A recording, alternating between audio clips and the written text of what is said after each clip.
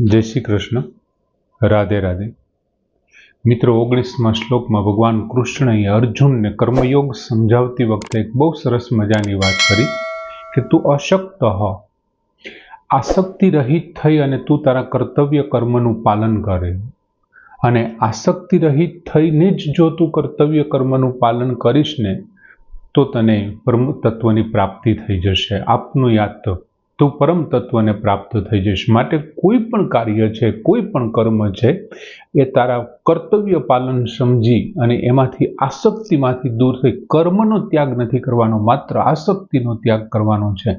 અને જો આસક્તિનો ત્યાગ કરી અને તું કર્મનું પાલન કરીશ તો તું પરમ તત્વને પ્રાપ્ત થઈ જઈશ એમ।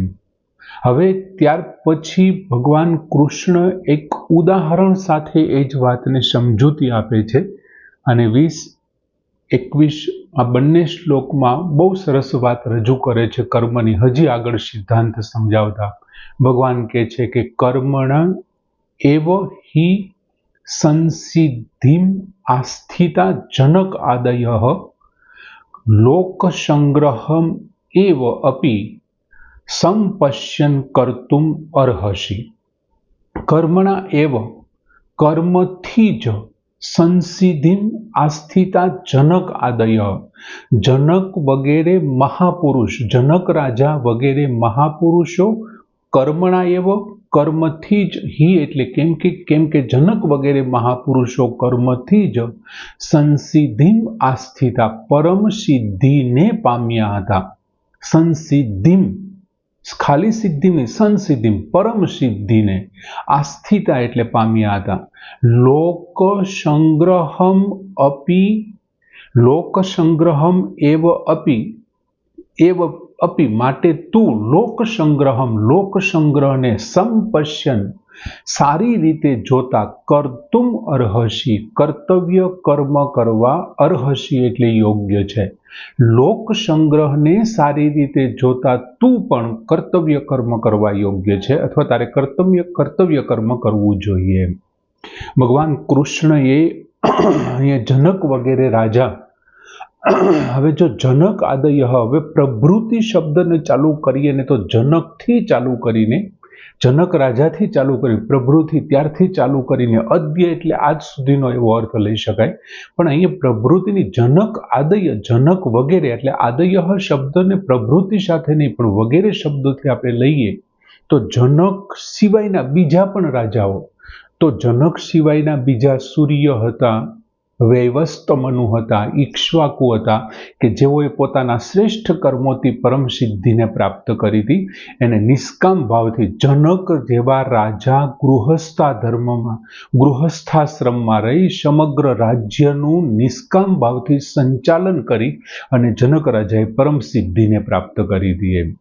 જનક રાજાના રાજ દરબારમાં અતિ વિદ્વાન વ્યક્તિઓના વર્ણન માતા ગાર્ગીએ માં સીતા સાથે, જાનકી સાથે કરેલો શાસ્ત્રાર્થ પણ ખૂબ પ્રખ્યાત છે। આપણે એકાદ વખત આ વાતનો કદાચ ઉલ્લેખ પણ કર્યો છે। આ ઉપરાંત અષ્ટાવક્રની કથા વસ્તુ પણ જનક રાજા સાથે, એટલે એક રીતે જોઈએ તો જનક રાજા જ્ઞાનના ઉપાસક હતા। આવા સારા સારા જ્ઞાની વ્યક્તિઓ પાસેથી સત અને અસત વિશેના જ્ઞાનને પ્રાપ્ત કરી અને પોતાના નિષ્કામ ભાવપૂર્વક કર્મ કરી અને પ્રજાના સંપૂર્ણ સેવા અર્થે કાર્યો કરી અને તેઓ ઉત્તમ પ્રકારની સિદ્ધિ પ્રાપ્ત કરી હતી। બીજું, આ કર્મયોગ તમે વિચાર કરો, જનક રાજાનો આ કર્મયોગ અતિ પ્રાચીન છે, આ કોઈ નવી વસ્તુ નથી એમ। ઘણા રાજાઓએ આ કર્મયોગ દ્વારા પરમ તત્વને, પરમાત્માને પામ્યા છે અને આમની પહેલા પામ્યા છે એમ અત્યારે વર્તમાન અને ભવિષ્યમાં પણ આ થઈ શકે। જો કોઈ વ્યક્તિ પોતાનું કર્તવ્યનું પાલન છે અથવા કોઈ પણ કાર્ય છે જો એ નિષ્કામ ભાવથી કરે ને તો અત્યારના વર્તમાન સમયમાં તો આ બહુ ઝડપથી થઈ શકે એમ છે। બીજું, આપણું જે આ શરીર છે, મન છે, ઇન્દ્રિયો છે, આ બધી જ બાબતો આપણને શેમાંથી પ્રાપ્ત થઈ છે? સંસારમાંથી મળેલી છે। આપણે દર વખતે આ વસ્તુ કહીએ છીએ અને સંસારમાંથી મળેલી વસ્તુને જો આપણે સંસારની સેવા માટે આ શરીરથી, મનથી, ઇન્દ્રિયોથી જે કંઈ કાર્ય કરીએ છીએ એ સ્વ માટે, પોતાના માટે નહીં, પણ સંસારના માટે જો કામે લગાડવામાં આવે અને સેવા માટે કામે લગાડવામાં આવે તો શું થાય? તો ફળની ઈચ્છા આપોઆપ જતી રહે અને સંસારથી સંબંધ વિચ્છેદ થતા પછી કોની સાથે સંબંધ રહે છે? તો કે પરમ પ્રાપ્તિ સાથે સંબંધ થઈ જાય છે. જે પરમ તત્વ છે એની સાથે આપણે સંબંધમાં ભળી જઈએ છીએ. એટલે આજના જમાનામાં જો પરમાત્માને પામવા માટેનો કોઈ સુગમ, અત્યંત સારો, સરળ અને શ્રેષ્ઠ અને જો કોઈ સ્વતંત્ર સાધન હોય ને તો એ છે આ કર્મયોગ. કેમ કે જ્ઞાન તો ત્યારે પણ કઠણ હતો, જ્ઞાન યોગ ત્યારે પણ અઘરો હતો, કેમ કે મૂળ તત્વને મૂળના રૂપમાં સમજવું બહુ અઘરું છે. એમાં અત્યારે તો માણસો જ નથી સમજાતા, તો જ્ઞાનને સમજવું કેવી રીતે? એટલા બધા અત્યારે માણસો. ત્યારે માતા અહલ્યા ગૌતમ ઋષિનો વેશ ધારણ કરેલા ઇન્દ્રને ન ઓળખી શક્યા, એટલા બધા જ્ઞાની વ્યક્તિની સાથે રહેવાવાળા હોવા છતાં. તો અત્યારે તો એવા કદાચ 100,000 બનાવવા હોય તો પણ સાયન્સ એમના માટે તૈયાર બેઠું છે, AI એમના માટે તૈયાર બેઠું છે. એટલે અત્યારે તો જો શ્રેષ્ઠ કોઈ પરમ તત્વને પામવાનો માર્ગ હોય ને તો આ જ છે, અને એ છે કર્મયોગ. એટલે ખૂબ સરળ, ખૂબ શ્રેષ્ઠ. અને પાછી મજાની વાત એ છે કે આ કર્મયોગ છે ને તમે સ્વતંત્ર પાડી શકો યાર. જ્ઞાન માટે તમારે કદાચ એવું બને બીજા ઉપર આધારિત રહેવું પડે, ભક્તિ માટે બીજા. આ સ્વતંત્ર સાધન છે ઈશ્વરને પામવા માટેનું. એમ પછી બીજું અહીં એક કર્મણા શબ્દ આપ્યો છે. હવે કર્મણા એટલે અનાસક્ત ભાવે કર્મ એવો અર્થ લેવાનો છે. કેમ કે માત્ર કર્મ છે ને, આગળના શ્લોકમાં જો ભગવાને કીધું અશક્ત હિ આચરણ કર્મ, 19મા શ્લોકમાં જ ભગવાને વાત કરી કે તું આસક્તિ રહિત થઈ અને કર્મનું આચરણ કર. તો એને એ જ વાત ચાલુ છે. માત્ર કર્મ તો બંધન કરતા થાય. કોઈ પણ કર્મ કરીએ છીએ ત્યારે એ ફળ આપનારા છે અને એટલા માટે એ બંધન કરતા છે. અને બીજું, ગીતાકારની આ શ્રેષ્ઠ શૈલી છે કે આગળનો જે બહુ સારો મુખ્ય મુદ્દો હોય એ જ મુદ્દાને પાછળના શ્લોકમાં વણી લેતા હોય એવા એમના શબ્દો આવે છે. અને એટલા માટે ભગવાને કર્મણા એટલે અહીં એ જ અર્થ મૂક્યો છે કે અશક્ત હિ આચરણ કર્મને જ અનુસરનારો કર્મણા, એટલે આસક્તિ રહિત કર્મથી જનક વગેરેએ પરમ સિદ્ધિને પ્રાપ્ત કરી દીએ. ભગવાને કેવી પરમ સિદ્ધિ, જનક રાજાએ કેટલી પરમ સિદ્ધિ પ્રાપ્ત કરી હશે કે તેમની પાસે ભગવાન શિવનું ધનુષ્ય રક્ષણ માટે મૂકવામાં આવ્યું હતું પરશુરામ મારફત. તો એ કેટલા બધા મહાન વ્યક્તિ હશે અને એમનો એને કોઈ બીજો હશે. બીજું, ભગવાને અહીંયા કર્મણા શબ્દ મૂક્યો છે. ખરેખર યોગેન શબ્દ, યોગેન એવો શબ્દ, કર્મણા એવને બદલે યોગેન એવો મૂક્યો તો ન ચાલત, કદાચ બહુ વધારે સારો લાગત એવું આપણને લાગે છે.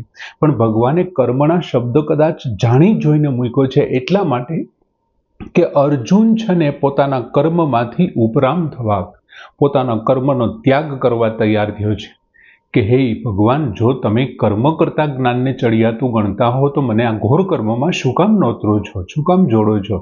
એટલે કદાચ કર્મણા શબ્દથી, કર્મથી જ જનક વગેરેએ, અને તું આ કર્મ છોડી રહ્યો છે. કર્મને કારણે જ, નિષ્કામ કર્મને કારણે જનક વગેરે જેવા રાજાઓએ, આદય વગેરે રાજાઓએ પરમ સિદ્ધિને પ્રાપ્ત કરી અને તું કર્મ છોડી રહ્યો છે. આ વસ્તુ સમજાવવા માટે જ ભગવાને અહીં કર્મણા એવો શબ્દ મૂક્યો છે અને યોગ શબ્દને વાત નથી કરી. બીજું, સાધકની ખરેખર એક રીતે જોઈએ ને તો અત્યારે સાધક એક બહુ મોટી ભૂલ કરે છે. કેમ કે પરમાત્મા પ્રાપ્તિને કર્મજન્ય માની લે છે. કેમ કે દરેક સંસારની અંદર કોઈ પણ વસ્તુ, કોઈ પણ કંઈ પ્રાપ્ત કરવું હોય ને તો કર્મ કરવું પડે છે. હવે કોઈ પણ કર્મ કરો ત્યારે જ કોઈ વસ્તુ આપણને પ્રાપ્ત થાય છે અથવા તો આપણને ફળ મળે છે. હવે આ માની લો કે કોઈ સામાન્ય અધિકારીને અથવા કોઈ રાજનેતાને, કોઈ બહુ મોટા એવા કલાકારને, કોઈ એવા સેલિબ્રિટીને મળવા માટે આપણે કેટલી બધી મહેનત કરવી પડે છે. પુષ્કળ મહેનત કરીએ છીએ ત્યારે આપણને એકમાત્ર એમની ઝાંખી જોવા મળે છે. અથવા આપણે એને મળી શકતા હોઈએ તો આ તો પછી બ્રહ્માંડ નાયક છે યાર. ભગવાન કૃષ્ણદેવ અથવા પરમાત્મા તો બ્રહ્માંડનો રચયિતા છે. એમને મળવા માટે કેટલું કામ કરવું પડે, કેટલું તપ, કેટલા વ્રત, કેટલી ઉપાસના કરવી પડે ત્યારે એ પ્રાપ્ત થાય. પણ ખરેખર કોઈ પણ વસ્તુને પ્રાપ્ત કરીએ છીએ તે વસ્તુ માટે થતા કર્મ છે એ આરંભ અને અંતવાળા છે, અને એમનું જે ફળ મળે છે ને તે પણ આરંભ અને અંતવાળા છે. જ્યારે અહીંયા જેને પ્રાપ્ત કરવાનું છે ને એ આરંભ અને અંતવાળો નથી, એ તો અવિનાશી છે યાર. એમનો આરંભ થાય જ નહીં, એનો અંત ન થાય. એ તો અજન્મા છે, અમર છે, અવિનાશી, અનિત્ય છે. એ આદિમાં પણ હતો, મધ્યમાં પણ છે અને અંતમાં છે. એટલે કર્મજન્ય નથી. પરમાત્મા પ્રાપ્ત કરવા માટે કર્મજન્ય નથી, એટલે તો અનાસક્ત ભાવે કર્મ કરવાની વાત છે. કર્મજન્ય હોત તો કોઈ પણ કર્મથી એને પ્રાપ્ત કરી શકે. બીજું, કર્મથી સાંસારિક વસ્તુ પ્રાપ્ત થાય છે, તેથી એવી માન્યતા દ્રઢ થઈ ગઈ કે કર્મ કરીએ છીએ અને જ્યારે પ્રારબ્ધ ખુલે છે ને ત્યારે જ કોઈ વસ્તુ પ્રાપ્ત થાય છે. અને ઈશ્વરનું પણ એવું છે, પણ કર્મ છે આરંભ અને અંતવાળું છે, અને ફળ જે પ્રાપ્ત થાય છે એ પણ આરંભ અને અંત. અને અહીંયા જે પ્રાપ્ત થાય છે ને આરંભ અંતવાળો નથી. ભગવાનને પ્રાપ્ત કરવા માટે શું કરવું પડે છે? 17મા અને 18મા શ્લોકમાં ખુદ ભગવાન જ કહે છે કે આવા મહાપુરુષોને માટે કોઈ કર્મ બાકી જ નથી રહેતું. અને જે તમારી ખૂબ નજીક હોય, બીજું સ્થળ અને કાળની દ્રષ્ટિએ જે ફળ દૂર હોય છે ને એમને પ્રાપ્ત કરવા માટે કર્મ કરવું પડે. જ્યારે ઈશ્વર તો ખૂબ નજીક છે, પરમાત્મા સર્વવ્યાપ્ત છે, બધા જ સ્થળે. હું બેઠો છું ત્યાં છે, તમે બેઠા છો ત્યાં છે, તમારા હાથમાં, પગમાં, બધી જ જગ્યાએ ચરાચર સૃષ્ટિમાં એ વ્યાપ્ત છે. અને એટલો બધો નજીક છે ને કે હું પણ આથી પણ નજીક છે. એટલે ભગવાનને પ્રાપ્ત કરવા માટે, પરમ તત્વને, પરમાત્માને પ્રાપ્ત કરવા માટે કર્મ નહીં પણ ચિંતનની જરૂર છે. અને સાંસારિક કોઈ પણ વસ્તુ ઈચ્છાથી, ચિંતનથી ક્યારેય પ્રાપ્ત ન થાય. એ માત્ર પરમ તત્વને જ પ્રાપ્ત કરી શકીએ ચિંતન માત્રથી. જ્યારે પરમાત્માને પ્રાપ્ત કરવા માટેની ઉત્કૃષ્ટ અભિલાષા જાગૃત થાય. આપણે ત્યારે ગોપીનું ઉદાહરણ આપ્યું હતું, અને ગોપીઓ કૃષ્ણને મળવા જાય છે ને એમના જે સગા સંબંધીઓ એમને પૂરી દે છે. અને ઉત્કૃષ્ટ અભિલાષા જ્યારે એનામાં પ્રાપ્ત થાય છે, જાગૃત થાય છે ને ત્યારે એ પરમ તત્વને પ્રાપ્ત કરી લે છે. એટલે ઉત્કૃષ્ટ અભિલાષા માત્રથી, ઈચ્છા માત્રથી પરમાત્મા પ્રાપ્ત થાય છે. બીજું, ઘણા ઉદ્દેશ્ય અને ફળેચ્છા ને બધા એક ગણતા હોય છે, પણ ઉદ્દેશ્ય છે ને એ નિત્ય તત્વ માટે હોય છે, અને ફળેચ્છા છે ને તે અનિત્ય તત્વ માટે હોય છે. કોઈ કર્મ કરો છો ને ત્યારે તે ફળની ઈચ્છા છે, અને એમનાથી જે પ્રાપ્ત થાય છે ને તે અનિત્ય છે, કાયમ ટકી શકે તેવું નથી. જ્યારે તમારો ઉદ્દેશ્ય છે એ નિત્ય માટે હોય છે, નિત્યને પ્રાપ્ત કરવાનો હોય છે, તેથી ઉદ્દેશ્ય સિદ્ધ થાય છે. એટલે ભગવાન બીજી લીટીમાં અર્જુનને શું કહે છે કે લોક સંગ્રહમ એવ સંપશ્યન. તારે લોક સંગ્રહને ધ્યાનમાં રાખીને, લોક સંગ્રહ, કેમ કે તે તને મહાપુરુષોને અનુસરનારા છે, શ્રેષ્ઠ પુરુષ. આના પછીના જ શ્લોકમાં, 21મા શ્લોકમાં જ વાત કરશે ભગવાન, કેમ કે તે તેમને અનુસરનારા છે. હવે લોક સંગ્રહ એટલે શું? તો કે તેમના 3 અર્થ આપણે લોકના લઈ શકીએ. એક તો મનુષ્ય લોક, બીજું આ લોકના બધા જ પ્રાણીઓ જે નિવાસ કરે છે તે બધું, અને ત્રીજું વેદો છે તે. હવે શાસ્ત્રની મર્યાદા પ્રમાણે તમે જે જીવનચર્યા વિતાવો છો, શાસ્ત્રમાં બતાવેલી જે કાંઈ મર્યાદાઓ છે તે પ્રમાણે તમે જે જીવનચર્યા વિતાવો છો ને એને લોક સંગ્રહ કહેવાય. હવે કોઈ પણ કર્મ છે ને એ ઘણી વખત અમુક લોકો એમ કહેતા હોય છે આ કર્મ નાનું છે, મોટું છે. કોઈ કર્મ નાના મોટા હોતા નથી. કર્મ પાછળની તમારી ફળેચ્છા કેવડી છે એ પ્રમાણે કર્મ છે એ નાનું મોટું થતું હોય છે. તમારી કર્મ કરવા પાછળની ફળની ઈચ્છા કેવડી છે એ પ્રમાણે તમારું કર્મ નાનું મોટું થાય. હવે ઘણી વખત શું થતું હોય કે અમુક કર્મ અમુક લોકો કરી નાખે ને તો એ કર્મ એમના માટે ખૂબ મોટું છે.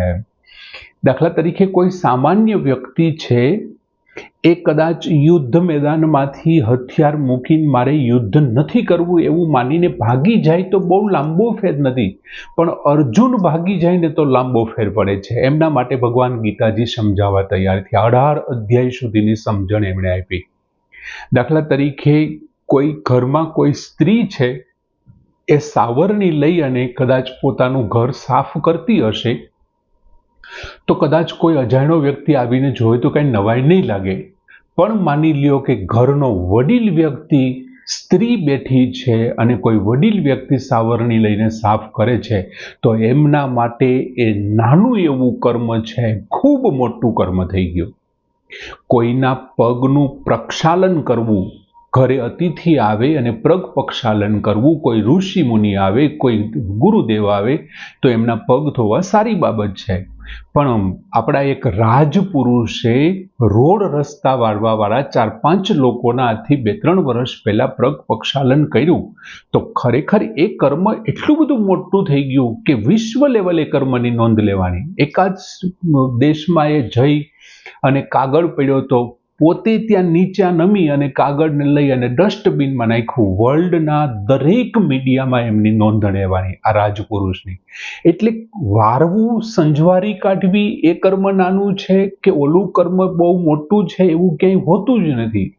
કર્મ પાછળના ફળની ઈચ્છા કેવી છે ને એ તમારા કર્મને નાનું કે મોટું કરવા વાળું છે. બાકી કર્મ ક્યાંય નાનું મોટું હોતું જ નથી. બીજું, જે કંઈ કર્મ થઈ રહ્યું છે, જો બીજાના માટે કર્મ કરવામાં આવે, બીજાને માટે થાય ને તો એ શ્રેષ્ઠ કર્મ છે. બીજું મિત્રો, આપણે એ પણ જાણીએ છીએ કે મારી પાસે જે શરીર છે, મારી અને તમારી પાસે શરીર છે, માતા પિતા તરફથી મળ્યું છે. મારી જે આવડત છે, જ્ઞાન છે, બુદ્ધિ છે, એ બધું ગુરુ અથવા આચાર્યો મારફત પ્રાપ્ત થયું છે. હું કપડાં પહેરું છું, એ કોઈ બીજો બનાવવા વાળો છે. હું જે મકાનમાં રહું છું, એમને કોઈ બીજાએ બનાવ્યું છે.